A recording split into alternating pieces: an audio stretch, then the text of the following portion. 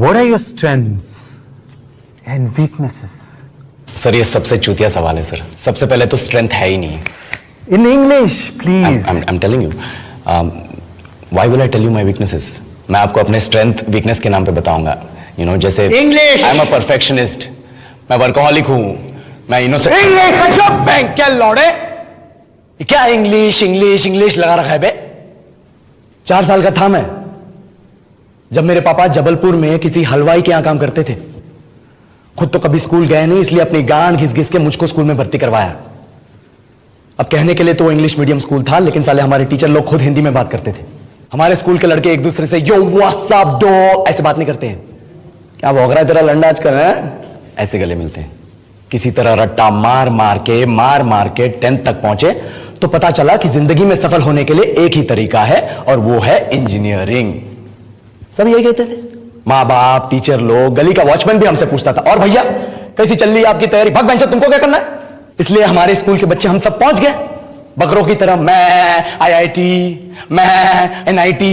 अरे जिस बच्चे ने अपने बाप को जलेबी तलते देखा है वो तो यही सोचेगा ना कि जिंदगी में पैसा ही सब कुछ है.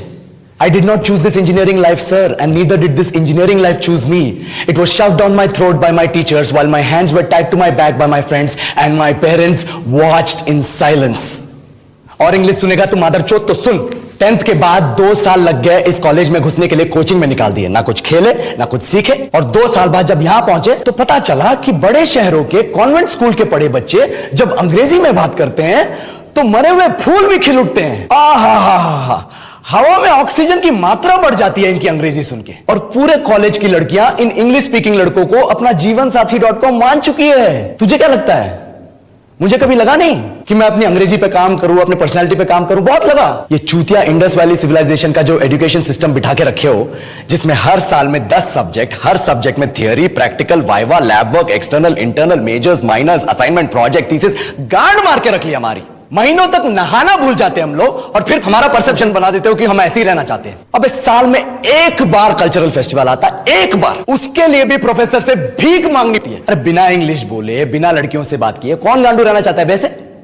पर टाइम कहां है कुछ सीखने के लिए? लगे पड़े कोडिंग सीखने, 3 लैंग्वेज सीख रहे हैं अलग अलग इंग्लिश छोड़ के. लेकिन जब प्लेसमेंट्स की बात आई तो सबको एप्टीट्यूड चाहिए, पर्सनैलिटी चाहिए, इंग्लिश स्पीकिंग चाहिए. It is not that we can not speak English, sir. We are just very conscious of our diction and our pronunciation and we are not confident to speak in front of anyone else. If the curriculum was a little bit diverse, if the engineering colleges in our country focused on our all round development instead of functioning like a goddamn factory that is just mass producing robots by killing their dreams and handing out degrees, I would not be sitting here in this pointless HR interview, the likes of which exist only in our country. ये लो sir, बोल दिया मैंने 4 और line अंग्रेजी में. अब बताइए, क्या मैं आपके मल्टीनेशनल कंपनी के लायक हूं? Do I have the potential to be a slave of your esteemed organization?